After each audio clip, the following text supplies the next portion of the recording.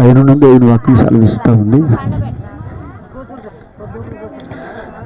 ఇక్కడ ఈ ఎడబాటు, ఈ దుఃఖము కొన్ని దినాలు మనము కలిగి ఉంటున్నాం.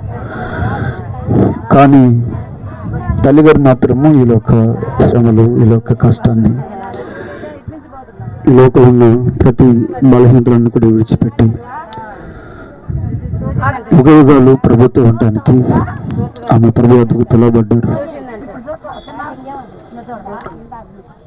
క్రైస్తవులకున్న గొప్ప నిరీక్షణ ఏంటంటే,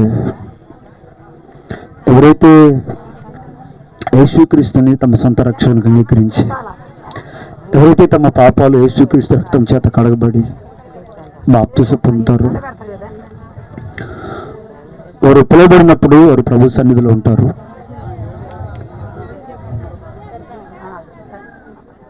అది క్రైస్తవులకు నిరీక్షణ.